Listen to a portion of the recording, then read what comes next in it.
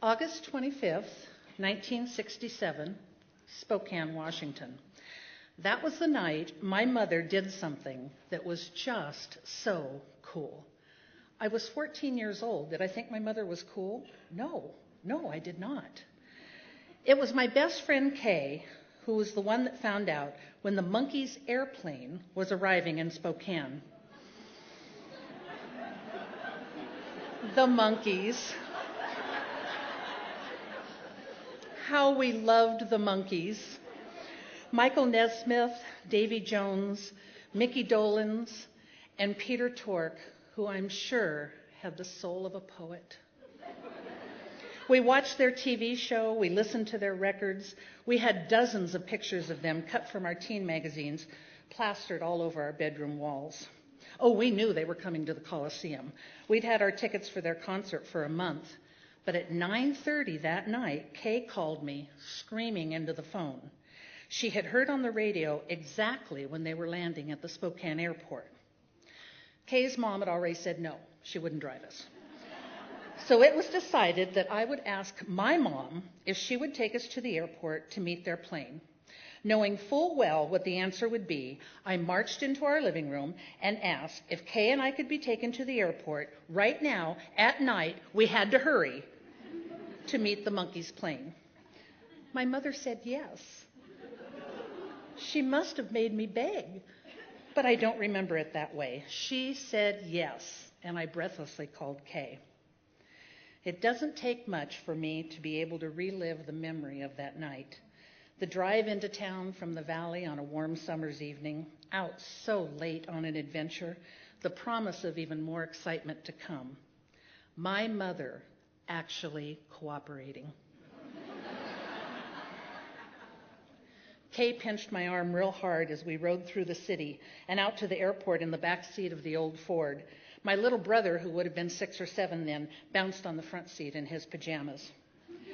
Mom dropped us off at the front of the arrival terminal, and she said she would just find a place to park and wait, that we could go in and see what was happening. Again, we were just floored by what a good sport she was being, letting us go in alone, and we tumbled into the terminal, giddy and giggling.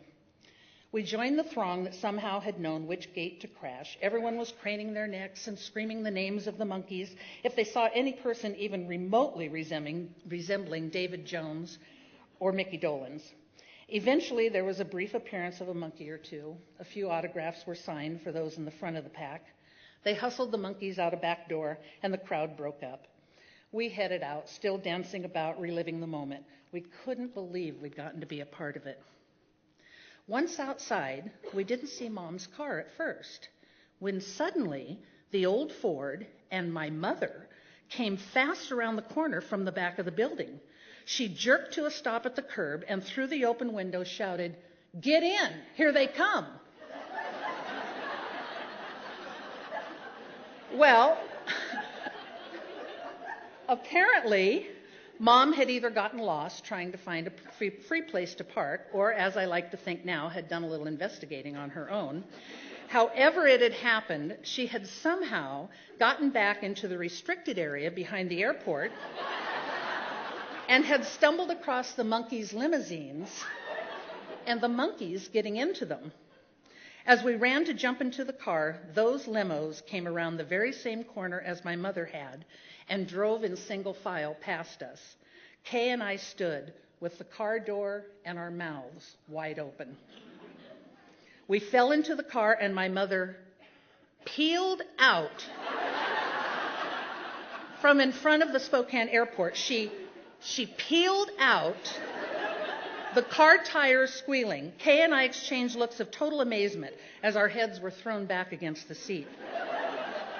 As Mom pressed hard to catch up, it felt as though we were flying. Coming down the hill on the Sunset Highway, Mom pulled right up beside those limousines. By now, Kay and I were hanging out the back window of the car, out up to our waists. We were screaming the names of all the Monkees, and we were waving our arms like fools. We knew they could see us.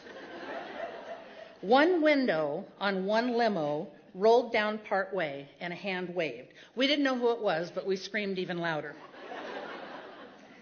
And my mother did not say, "Get back in here," or, "Now, girls, settle down." She did not even say, "Be careful, you two." No, as I remember it, my mother was leaning into the speed of the old Ford, her grip firm on the steering wheel, her hair flying in the wind of the open windows. She was driving faster than she'd ever dared, watching her place on the road and pacing those shiny black limousines, matching their speed. And she was laughing. She was laughing and laughing.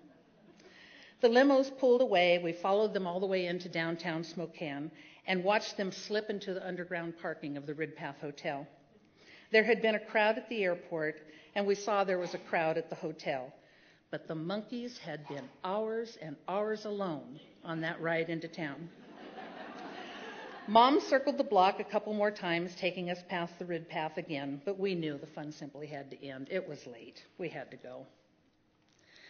That night, at a time in our lives before stepping fully through the door to adolescence, when local boys rather than rock and roll stars would capture our attention, that night remains a touchstone in my life. It is a short glimpse of my mother being part of an adventure at a time in her life when maybe she hadn't expected to have one.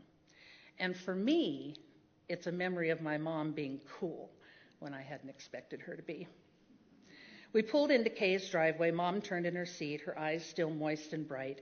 She smiled and laughed as Kay thanked her and climbed out of the car. "That was fun," Mom said. "Maybe I should go to the concert, too." Kay and I groaned and rolled our eyes, horrified at the thought. Mom laughed. "Come on," she said to me. "Let's get home."